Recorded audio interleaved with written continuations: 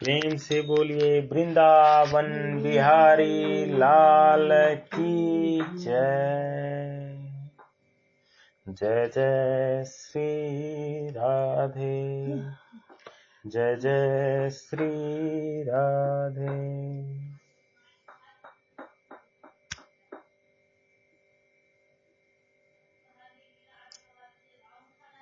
इच्छा, द्वेष, सुख, दुख, संघात, शरीर, चेतना, प्राण शक्ति और धृति, इन विकारों सहित यह क्षेत्र संक्षेप से कहा गया है।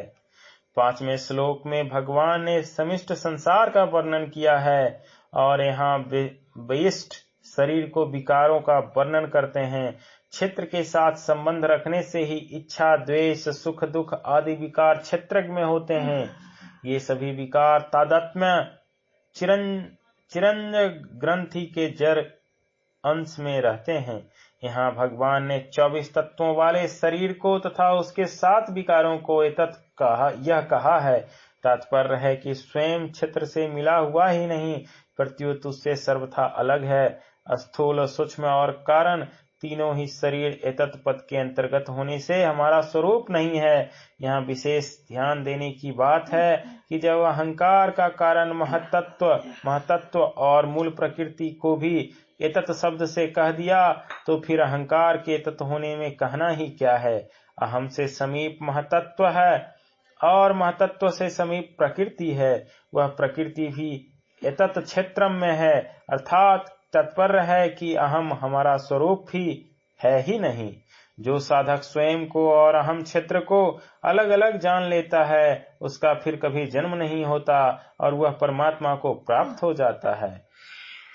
अपने में श्रेष्ठता का भाव न होना, दिखावटीपना न होना, अहिंसा, क्षमा, सरलता, गुरु की सेवा, बाहर भीतर की शुद्धि, स्थिरता और मन का बस में होना।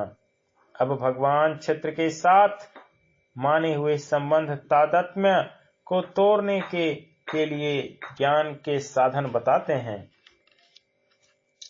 इंद्रियों के विषयों में वैराग्य का होना, अहंकार का भी न होना और जन्म, मृत्यु, वृद्धावस्था तथा व्याधियों में दुख रूप दोषों को बार बार देखना। एक दुख का भोग होता है और एक दुख का प्रभाव होता है। दुख से दुखी होना और सुख की इच्छा करना दुख का भोग है। दुख के कारण की खोज करके उसको मिटाना दुख का प्रभाव है। यहाँ दुख के प्रभाव को दुख दोषानुदर्शनम पद से कहा गया है। दुख का भोग करने से अर्थात दुखी होने से विवेक लुप्त हो जाता है, परंतु दुख का प्रभाव होने से विवेक लुप्त नहीं होता।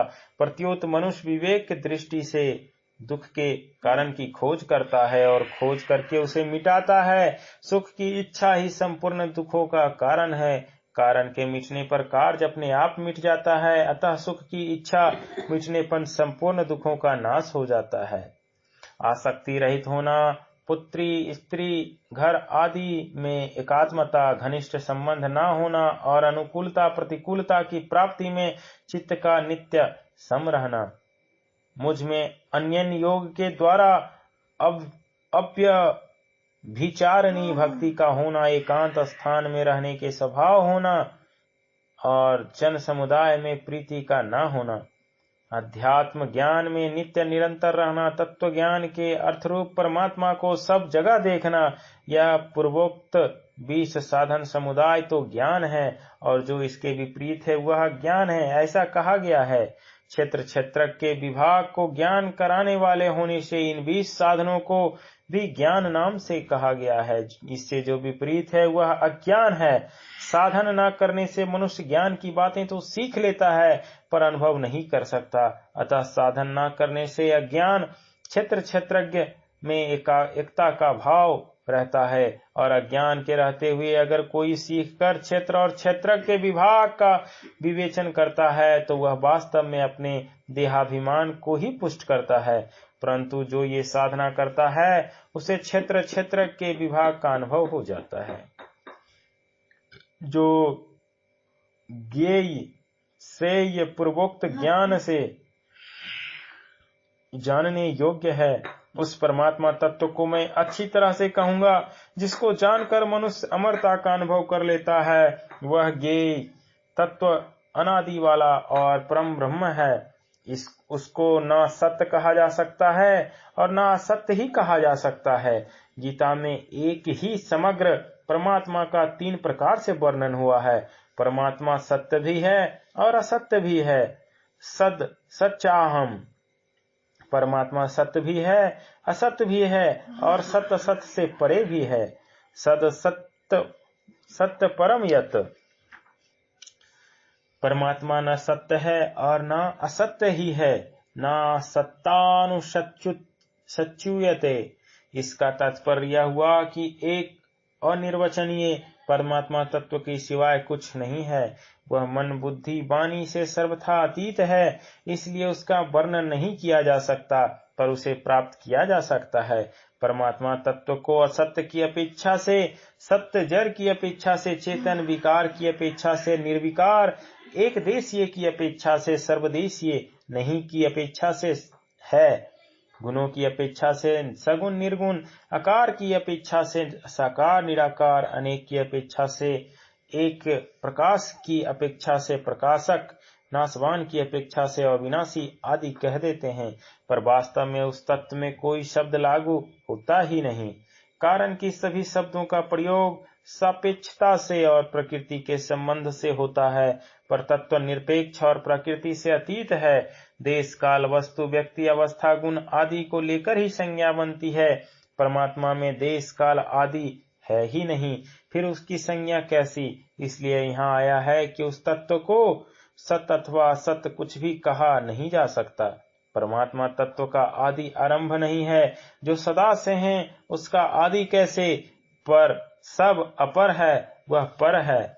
आदि अनादि, पर अपर, आदि का भेद प्रकृति के संबंध से है। वह तत्व तो आदि अनादि, पर अपर, सत असत आदि से विलक्षण है।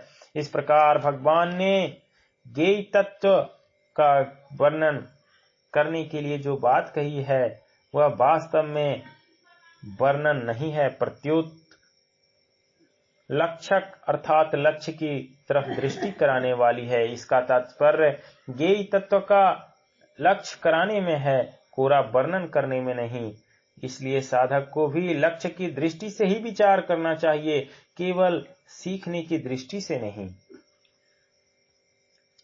वो परमात्मा सब जगह हाथों और पैरों वाले, सब जगह नेत्रों, सिरों और मुखों वाले और सब जगह कानों वाले हैं।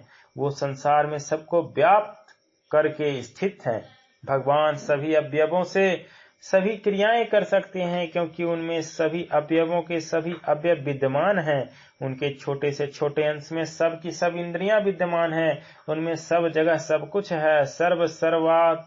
सर्वात्मकम योग दर्शन व्यास भाव्य विभूति, जैसे कलम और स्याही में किस जगह कौन सी लिपि नहीं है, जानकर व्यक्ति उस एक ही कलम और स्याही से अनेक लिपियां लिख देता है। सोने की डाली में किस जगह कौन सा गहना नहीं है, सुनार उस एक डाली में से करा, कंठी, नथ आदि अनेक गहने निकाल लेता है। इसी तरह लोहे में किस तरह कौन सा औजार अथवा अस्त्र शस्त्र नहीं है, मिट्टी और पत्थर में किस जगह कौन सी मूर्ति नहीं है, ऐसे ही भगवान में किस तरह जगह क्यों नहीं है, ऐसे ही भगवान में किस जगह क्या नहीं है। प्रेम से बोलिए सियावर रामचंद्र की जय, वृंदावन बिहारी लाल की जय, वीर बजरंग बली की जय। जय जय सीताराम।